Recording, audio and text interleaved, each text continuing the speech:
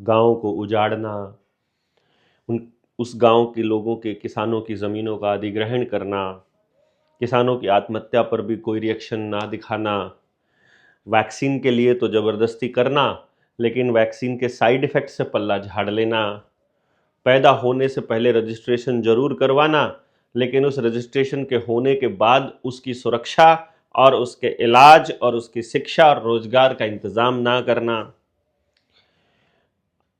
लोगों की आत्महत्याओं पर चुप रहना, बिजनेस खत्म होने पर चुप रहना, बाजार को जानबूझकर समाप्त करना, सामाजिक ढांचे को बिगाड़ना, नए नए गलत कानून लेकर आना, सारी ज़मीनों को प्राइवेट कंपनियों को बेचना, हेल भेल सेल रेल इन सब की बर्बादी करना, कॉरपोरेशंस के हाथ में बिजली को दे देना, पानी का अधिकार भी कंपनियों को देना, बल्कि उनके लिए नदियां और डैम उपलब्ध करवाना, खराब जो केमिकल वाला पानी है उसकी रिवर्स बोरिंग करके हमारे अंडरग्राउंड पानी को खराब करना, बीजों के ऊपर नियंत्रण करने के लिए हाइब्रिड बीज लेकर आना, खेतों के अंदर रसायन डालकर हम सब लोगों को कैंसर देना, हमारे बच्चों के ऊपर लाठियां बांधना, एक करप्शन वाला माहौल हमारे बच्चों को देना, ये सब काम आपका नेता कर रहा है। उस नेता को विधानसभा, लोकसभा, राज्यसभा तक लेकर जाने में कॉरपोरेट्स मदद करते हैं, तो वो आपके लिए कभी काम नहीं करेगा। आपको उनसे काम करवाना कैसे है, ये आपको कोई नहीं बताएगा। स्कूल में, कॉलेज में कभी सवाल पूछना आपको नहीं सिखाया जाता, क्रिटिकल थिंकिंग नहीं सिखाई जाती, नहीं बताया जाता कि आपको अपने अधिकारों की रक्षा कैसे करनी है। हमको थर्ड वर्ल्ड के जैसे जैसे उन्होंने घोषित किया हुआ है और उसको थर्ड वर्ल्ड के जैसे ट्रीट करना, ये उनके प्रोपेगेंडा का बड़ा हिस्सा है। आपकी ज़मीनें उनको चाहिए क्योंकि यही वो एरिया है, सिंधु घाटी के आसपास का एरिया और हिमालय के आसपास का एरिया, इधर से अरावली, इधर से हिमालय, ये सारा का सारा एरिया हम सब लोगों की सुरक्षा सुनिश्चित करता है। मौसम सारे तरह के हैं, धूप भरपूर है, शुद्ध हवा है, जंगल है, वनस्पति है, पानी है, जिसकी वजह से घनी आबादी के लिए यहाँ अनाज उत्पन्न हो सकता है। तो ये उपजाऊ जमीन वो किसी भी कीमत पर नहीं छोड़ना चाहते। भारत के उत्तरी भाग को छोड़ दें अगर, पहाड़ी क्षेत्र को, तो पीछे पठार वाला जो एरिया आता है, मध्य प्रदेश और आगे का एरिया, वहाँ पर ज़मीन पथरीली है। महाराष्ट्र का एरिया भी देख लेंगे, उधर भी देखेंगे, और जो ज़मीन उपजाऊ है वहाँ आदिवासी रहते ही हैं। आदिवासियों को सुप्रीम कोर्ट कह रही है कि ये ट्रेसपासर्स हैं, क्योंकि सुप्रीम कोर्ट में आदिवासियों के नुमाइंदे ने लिख करके दिया है, जो जिनको आपने एमएलए बनाया, जिनको आपने मुख्यमंत्री बनाया, राष्ट्रपति बनाया, द्रौपदी मुर्मू के जैसे, वही लोग लिख करके दे रहे हैं सुप्रीम कोर्ट को, और सुप्रीम कोर्ट फिर कह रही है कि ठीक है, इनको यहाँ से बेदखल करो। जबकि मालूम है सुप्रीम कोर्ट को कि असली मालिक आदिवासी है। असली मालिक को उसकी ज़मीन से बेदखल करने के लिए आप ही के बीच के नुमाइंदों को वहाँ बिठाया जाता है, क्योंकि हमने समाज और राजनीति को मिक्स कर दिया है। राजनीति करने वालों को समाज के हिसाब से चलना चाहिए था, और समाज के लोगों को ऐसे लोगों को नेतृत्व देना चाहिए था जो निष्पक्ष होकर के सही के लिए बोल सके। परंतु उन्होंने बेईमानी का ऐसा जाल बिछाया, रेड कारपेट इस तरह का बिछाया, किसी को पद्मश्री देकर, किसी को पद्म भूषण देकर, किसी को पद्म विभूषण देकर उन्होंने इस तरह से मैनेज किया कि पता ही नहीं लगा कब आपके बीच का सामाजिक आदमी उनके लिए राजनीति करने लगा, उनके हिसाब से चलने लगा, उनके हिसाब से बातें करने लगा, उन्हीं के हिसाब से सारा कुछ निर्णय लेने लगा। आपने इसी दौरान देखा होगा कि कैसे अरावली के लिए लोगों ने आवाज़ उठानी शुरू की। पर्यावरणविद जो हैं वो बोल रहे हैं कि अरावली हमको बचाएगी, लेकिन आप लोगों को ये नहीं मालूम है कि ये जो डेफिनेशन बदलने का खेल है, जो अभी सुप्रीम कोर्ट ने खेला है, सुप्रीम कोर्ट में खेला है, सरकार ने खेला है, एनजीटी जैसी संस्थाओं ने मिलकर के खेला है और कॉरपोरेशंस के लिए खेला है, ये क्या है? मैं आपको थोड़ा सा एग्जाम्पल बता देता हूं। लोगों की मांग के ऊपर ये निर्णय लिया गया कि जो जिले की जो सड़कें हैं, जो अंदरूनी सड़कें हैं, उनके ऊपर इतने मीटर तक ठेका नहीं खुल सकता। ठीक है, तो सड़क को स्टेट हाईवे का नाम दे दो, जो जिले की सड़क थी उसको स्टेट हाईवे का नाम दे दो। तो अब वो जिले की सड़क नहीं बची, तो सुप्रीम कोर्ट का आदेश ज्यों का त्यों है, लेकिन अब उस सड़क के ऊपर ठेका खुल सकता है, क्योंकि अब वो जिला की सड़क नहीं रही, लोकल सड़क नहीं रही, अब वो स्टेट हाईवे बन गया है। तो अब आप फिर वैसे ही देखोगे यार, ये तो कानून तो ऐसा है, इस कानून में तो हमने ही कानून को माना है।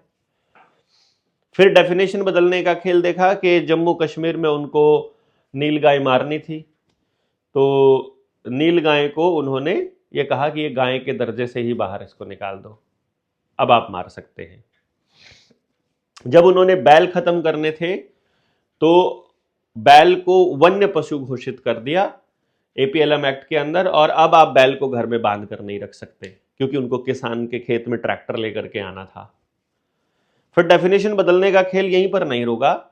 2009 में इन लोगों ने महामारी की डेफिनेशन बदली। पहले महामारी होती थी कि इतनी खतरनाक होनी चाहिए, इसका बढ़ने का दर, इसको एक दूसरे से संक्रमण का दर ये होनी चाहिए मिनिमम, और कम से कम इतने लोगों की मौत होनी चाहिए। तो 2009 में डेफिनेशन बदली कि नहीं, मौत से कोई लेना देना नहीं है, खाली आप संक्रमण इतना हो जाए, यानी केस आ जाए, बस उसी को महामारी बोल देंगे। तो अब आपके केस आ जाए, यानी कि जुकाम को भी इन्होंने महामारी में लिया हुआ है, खांसी को भी, बुखार को भी महामारी में लिया हुआ है। तो कल को आने वाले टाइम में अगर लोगों को बुखार होने लग जाएगा, वायरल होने लग जाएगा, तो उसको भी महामारी की डेफिनेशन में डाल करके ये मेडिकल इमरजेंसी ला सकते हैं। अरावली के लिए इन्होंने बोला कि 100 मीटर से ऊपर की जो पहाड़ियां हैं वो केवल उसको अरावली बोला जाएगा, और 100 मीटर से ऊपर की वहां केवल 20% ही पहाड़ियां हैं। तो इसका मतलब यह हुआ कि 80% से ऊपर की पहाड़ियों को खत्म करके वहां माइनिंग वाले खनन माफिया को देने के लिए यह सारा का सारा खेल रचा गया है। बाकी लोगों को कोई फर्क पड़ नहीं रहा है, स्कूल कॉलेज ऐसे ही चल रहे हैं, लोगों ने अपना कोई विरोध प्रदर्शन नहीं किया है, उनको मालूम भी नहीं है विरोध कैसे जताना है, क्योंकि उनको बता दिया गया है कि रुपए के बिना बात नहीं बनेगी, नौकरी के बिना बात नहीं बनेगी, पढ़ाई के बिना बात नहीं बनेगी, आपको 5 किलो राशन लेना ही पड़ेगा। ये जो आपने अगर सरकार का विरोध किया, आधार कार्ड का विरोध किया, बिजली के मीटर नए वालों का विरोध किया, तो वो आपको 2000 रुपए नहीं देंगे, वो आपकी पेंशन रोक लेंगे, वो आपके बच्चों को खाना नहीं देंगे, तो अब आप भूखे मर जाएंगे, ऐसा उन्होंने आपको यकीन दिला दिया है, और आपको ऐसा यकीन हो भी गया है। कमाल की बात तो ये है। तो बहुत शानदार तरीके से सरकारें आपके संसाधनों के ऊपर, जनता के संसाधनों के ऊपर कब्जा कर रही हैं। आपके पुरखों ने जो गांव बसाए थे, उन गांवों को उजाड़ने के लिए रिवर्स बोरिंग करके पानी खराब किया जा रहा है। ये आप ही की सरकारें कर रही हैं, आप ही के चुने हुए लोग कर रहे हैं, आपको ऐसा लगता है, जबकि ये ईवीएम के चुने हुए कॉरपोरेट्स के गुलाम और उनके दलाल काम कर रहे हैं, ये आपको नहीं मालूम है। और इस राजनीति को ये आपके गांव की पंचायत की राजनीति में भी ले आए हैं। तो अगर तरीके से सोचा जाए और जाना जाए, तो आपको अब इस पंचायती राज जैसी संस्था को, यानी कि सरपंच जैसे पद को भी उखाड़ के फेंकना पड़ेगा, एमएलए एमपी को भी मानने से बंद करना पड़ेगा। अगर सुप्रीम कोर्ट हमारे हितों की रक्षा नहीं कर सकती है, तो हमको सुप्रीम कोर्ट को भी मानना बंद करना पड़ सकता है, क्योंकि जो हमारे लिए बिठाए गए हैं, जो हमसे पैसे लेते हैं, हमारे टैक्स के पैसे से जिनका घर चलता है, वो भी अगर हमारी बात नहीं सुनेंगे तो उनके वहां होने का क्या मतलब है। अगर एमएलए एमपी ने, अगर आपके जो चुने हुए प्रतिनिधि हैं, यानी कि पार्टियों के चुने हुए प्रतिनिधि हैं, अगर उन्होंने काम कॉरपोरेशंस के लिए करना है, तो आपके नुमाइंदे होने का क्या मतलब है। तो आपको अपने नुमाइंदे खड़े करने पड़ेंगे, और इसके लिए 19 से 21 दिसंबर तक हम लोग अपनी सहारनपुर में ट्रेनिंग कर रहे हैं। उसमें बल्कि आप आ सकते हैं 870-809 और 3536, यानी 870-809-3536, इस नंबर पर व्हाट्सएप करके आप ग्रुप में जुड़ के आप आ सकते हैं उस ट्रेनिंग में। लेकिन आपको ये चीज़ें तो समझनी पड़ेंगी एक बार। समझे बिना आप इस लड़ाई को नहीं लड़ पाएंगे, क्योंकि ये समझने की ही लड़ाई है।